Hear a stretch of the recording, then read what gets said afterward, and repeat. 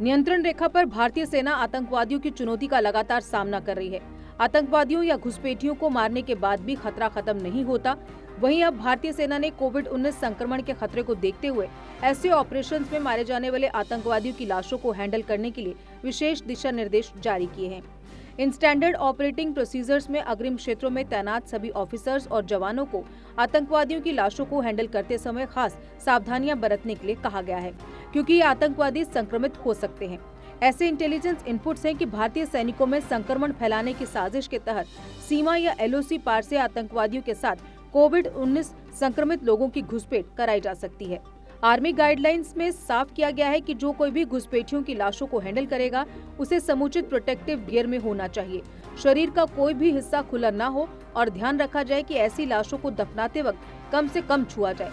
एक सैन्य अधिकारी के मुताबिक निर्देश सभी फील्ड लोकेशंस को भेज दिए गए हैं। सूत्रों के मुताबिक आतंकवादियों के सभी लॉन्च पैड्स खचाखच भरे हुए हैं। वहां कम जगह में बहुत सारे आतंकवादी रह रहे हैं। ऐसे में उनकी घुसपैठ के साथ संक्रमण आने की संभावना से इनकार नहीं किया जा सकता। हाल ही में एक आतंकवादी का ऑडियो मैसेज भी वायरल हुआ था। इस ऑडियो में आतंकवादी कश्मीर में अपने परिवार वालों से गुहार लगा रहा था कि उसे आतंकवादी कैंप से निकाला जाए। वह कहता सुना जा सकता है कि वह कोरोना संक्रमण से पॉजिटिव संक्रमित है और कैंप में दवा के बजाय हथियार और गोला बारूद थमाकर सीमा पार आतंकवादी वारदात करने को कहा जा रहा है। कोरोना वायरस से लड़ाई इस वक्त पूरी दुनिया में जारी है, लेकिन सरहद पार से सीजफायर उल्लंघन और घुसपैठ की कोशिशें अब भी जारी हैं। इस साल सीजफायर उल्लंघन की कुल 1200 घटनाएं हो चुकी हैं। कोरोना वायरस संकट शुरू होने के बाद ऐसी घटनाओं में और तेजी आई है। जनवरी में सीजफायर उल्लंघन की 367 घटनाएं हुई थी, फरवरी में 366 हुई, लेकिन मार्च में इनकी संख्या बढ़कर 411 हो गई।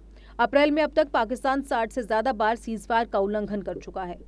आपको बता दें कि पिछले साल इसी अवधि के दौरान 919 सीजफायर उल्लंघन की घटनाएं हुई थी। 2018 में ये आंकड़ा 802 रहा। अधिकारियों का मानना है कि सीजफायर उल्लंघन और घुसपैठ की कोशिश की घटनाएं बढ़ने के पीछे भारतीय सेना का ध्यान हटाना भी मकसद हो सकता है। भारतीय सेना कोरोना वायरस महामारी से जंग के दौरान राहत उपायों में भी पूरा हाथ बटा रही है। हाल ही में कुपवाड़ा में नागरिक आबादी वाले क्षेत्र को पाकिस्तान द्वारा भारी गोलीबारी का निशाना बनाया गया, जिससे 3 नागरिकों की मौत हो गई और कई मकानों को नुकसान पहुंचा। वहीं पुंछ जिले में पाक गोलाबारी के कारण 2 नागरिक घायल हो गए। पाकिस्तान लगातार सीजफायर उल्लंघन कर भारतीय जवानों की सहन शक्ति का इम्तिहान ले रहा है। A school with a difference. Pratap World School with latest technology in teaching and learning. We focus on career academics, excellence and co-curricular activities. A world-class English medium co-educational residential cum day boarding school. Friendly environment, secure campus.